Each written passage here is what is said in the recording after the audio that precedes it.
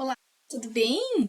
Hoje nós vamos estudar o dia 14, com o tema Quando Deus parece distante. Em Isaías 8,17 diz: Ele se escondeu do seu povo, mas eu confio nele e nele ponho a minha esperança. Deus é real, não importa como você se sinta. É fácil adorar a Deus quando as coisas vão bem, quando ele provê comida, amigos, família, dinheiro, passeio, diversão, né? Situações felizes. Mas os acasos nem sempre são agradáveis. Quando isso acontece, como você adora a Deus? O que faz quando o Senhor parece estar a milhões de quilômetros? Né? Isso só parece, tá, gente?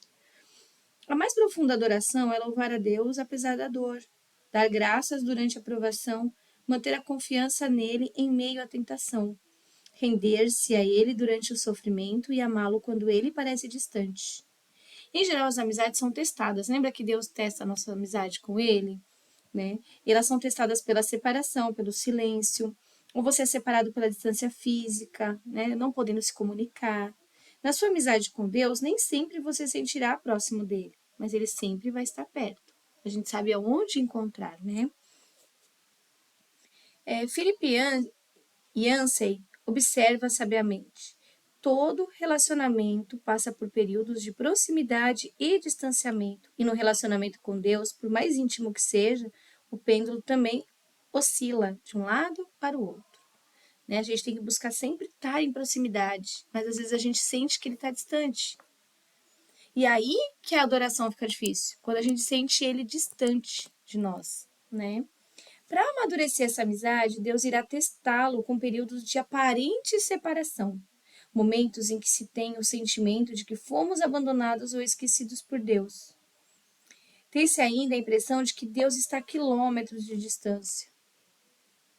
Com exceção de Jesus, Davi foi provavelmente quem manteve uma amizade mais íntima com Deus. Em 1 Samuel 13,14 diz: O Senhor teve prazer em chamá-lo, homem segundo o coração de Deus. Né? Lembra que a gente falou do coração.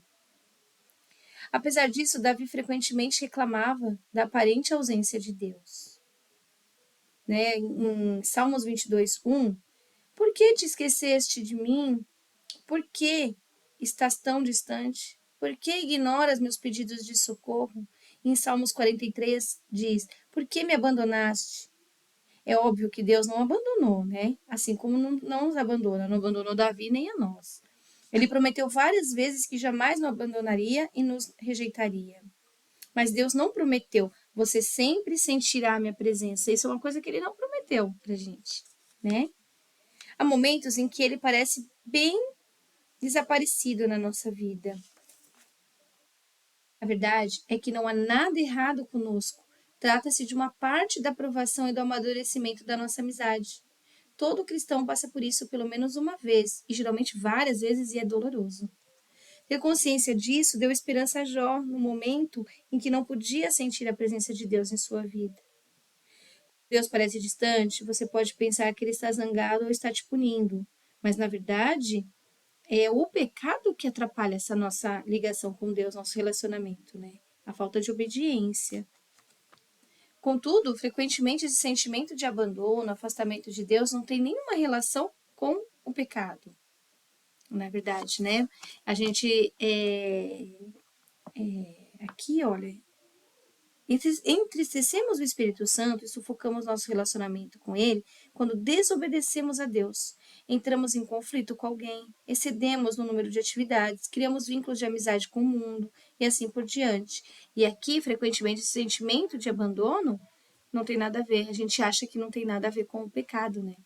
Mas ele nos testa. Ele testa a nossa fé de que todos devemos enfrentar. Será que a gente continua amando Deus mesmo com essa distância? É um ponto que a gente tem que refletir. Nos dias de hoje, o erro mais comum que os cristãos cometem ao adorar, é buscar uma experiência em vez de buscar a Deus. Todos querem ter uma experiência com Deus, mas não buscam a Deus. A gente só tem uma experiência quando a gente busca, né? Eles buscam sensações e concluem que aquilo foi bem sucedido na adoração. Então a gente tem que sentir a presença, então a gente acha que aquilo já está ok. E não é bem assim, né? Que na realidade Deus afasta nossas sensações para não dependermos delas. Buscar uma sensação Mesmo a sensação de proximidade de Cristo não é adoração. Quando você é um novo cristão, Deus permite que você sinta muitas emoções que confirmem sua fé. Tudo para que você saiba que ele existe. Mas à medida que você cresce na fé, ele emancipa essas emoções. Ele já não. Você que passa para você essa autoridade de sentir, né? A onipresença de Deus e a manifestação da sua presença são coisas diferentes, né? A onipresença, ele está em toda parte ao mesmo tempo, né? A manifestação da presença é de acordo com cada um que a gente sente no espírito, tá?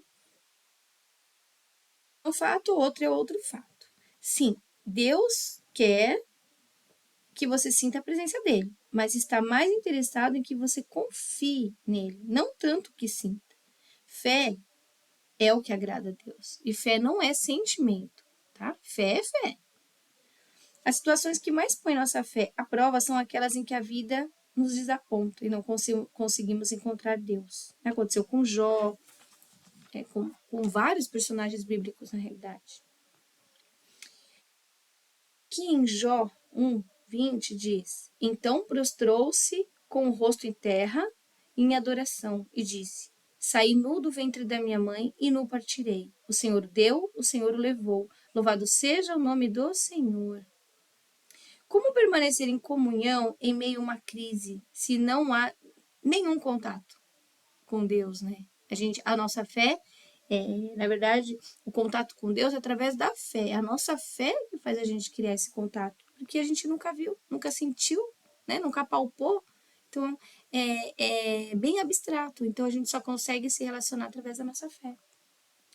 Diga a Deus exatamente como você se sente. Derrame seu coração perante dele, descarregue todos os sentimentos.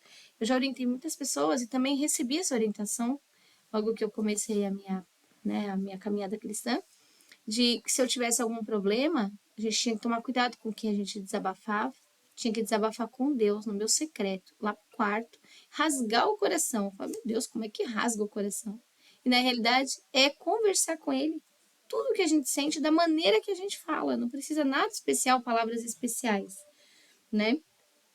Falar para ele, estou aflito, eu não estou conseguindo, eu sou incapaz, me ajuda, estou amargurado, estou triste, chateado, né? E em Jó 29:4, quando Deus lhe pareceu distante, ele clamou: Como tenho saudade dos dias do meu vigor, quando a amizade de Deus abençoava a minha casa. Deus pode lidar com suas incertezas, sua raiva, sofrimento, confusão e indagações. Você sabia que admitir seu desespero para Deus pode ser uma declaração de fé? Confiando em Deus e sentindo desespero ao mesmo tempo. Então, quando a gente crê e fala, posiciona, né? E fala, estou totalmente derrotado. É onde Deus vai agir, porque ele quer ver as nossas fraquezas, a gente assumir nossas fraquezas, porque é onde a gente tira o nosso ego, né? O nosso orgulho de lado. Então, quando a gente declara que está com algum problema ou está se sentindo de alguma maneira ruim, é onde a gente acaba se humilhando, né? O humilhando não é a gente se sentir inferiorizado, mas se humilhar declara isso, que a gente não está bem, né? Rasgar o coração para Deus. Concentre-se no Deus imutável. Independente das circunstâncias e de como esteja se sentindo, apegue-se ao caráter imutável de Deus. Deus muda as pessoas, ele muda a nossa maneira de pensar, de agir, de fazer, mas ele não muda, nunca. Não é que orando, Deus vai mudar. Deus não muda, Deus continua o mesmo. Nós que mudamos, que a gente consegue chegar mais próximo ao caráter dele, né? Se pegar ao caráter de Cristo. Nunca duvide na escuridão do que Deus lhe disse na luz. Quando a vida de Jó veio abaixo, sob o silêncio de Deus, o patriarca ainda achou os seguintes motivos para louvá-lo. Ele é bom e amoroso. Ele é todo-poderoso. Ele repara em cada detalhe da minha vida. Ele está no controle. Ele tem um plano para minha vida e ele vai me salvar. Quando a gente se apega a esses motivos, a gente não se perde em relação a louvá-lo, a adorá-lo. Né? A gente não deixa de fazer isso se a gente não sentir a presença dele, porque a gente sabe que ele é bom e amoroso. Então, se a gente sabe que ele é bom e amoroso, ele quer o nosso bem também. É uma pessoa boa. Ele é todo poderoso, então ele pode tudo. Ele repara em cada detalhe da minha vida. Então, ele repara quando eu tô triste, quando eu tô alegre. quando eu estou fazendo algo de coração mesmo, ou quando estou fazendo só para se mostrar, né? Receber glórias. Ele está no controle de tudo. Ele sabe o que é melhor para a gente coloca a nossa mão, mas é ele quem determina o que é certo, o que é melhor, né? Ele tem um plano para minha vida, né? O plano da salvação que ele deixou para nós aqui, através de Jesus. E ele vai me salvar, né? Nós somos salvos em nome de Jesus. Confie que Deus cumprirá o que prometeu. Em tempo de deserto espiritual, que é aquele sofrimento, aquela situação que Deus parece distante, que nada está se alinhando, então a gente está num deserto. Deserto não é local de morada, é local de passagem. Então a gente sabe que aquela fase vai passar. Né? Então, todos os desertos que acontecem na nossa vida, que a gente passa na nossa vida, seja um divórcio, seja uma briga entre os irmãos, uma perda de emprego, são desertos que a gente passa. Todos esses desertos, quando a gente confia e tem paciência, confiando no Senhor, né, não nas nossas emoções, claro, a gente entende que a gente está passando de nível e a gente vai para um nível mais elevado. Né? Problemas, as circunstâncias não podem mudar o caráter de Deus. A graça do Senhor ainda é abundante. Ele ainda cuida de você mesmo quando você não pode senti-lo. Essa confiança na palavra de Deus fez com que Jó permanecesse fiel a ele. Quando você se sente abandonado por Deus e ainda assim mantém a confiança, significa que você o está adorando da maneira mais profunda, apesar de ter sentimentos conturbados. É igual as pessoas que às vezes vão para a igreja só quando estão bem, quando estão mal não vão, não participam, não querem ouvir uma pregação, né? Não querem uma oração. Então, assim, a gente tem que fazer tudo isso, ler a Bíblia, orar, jejuar, ir para a igreja, mesmo nos momentos conturbados da nossa vida. Lembre-se de que Deus já fez por você.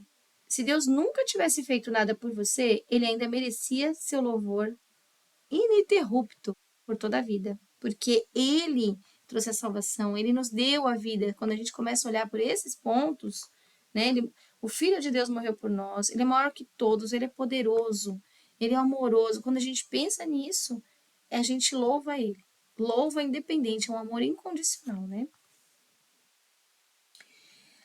O fato de Jesus ter assumido a culpa pelos pecados da humanidade, Deus desviou os olhos daquela terrível visão e Jesus gritou em desespero: meu Deus, por que me abandonaste? Jesus poderia ter se salvado. Ele tinha poder para isso. Mas não poderia salvar a gente. Se ele tivesse se salvado, a gente não seria salvo. Né? Então, e ele achou que Deus tinha abandonado ele naquele momento. Mas não abandonou, né? Aquele sentimento que ele, né, teve no momento de um deserto, de um vazio, né? Mas por que Deus permitiu esse ato de crueldade, né, a nossos olhos?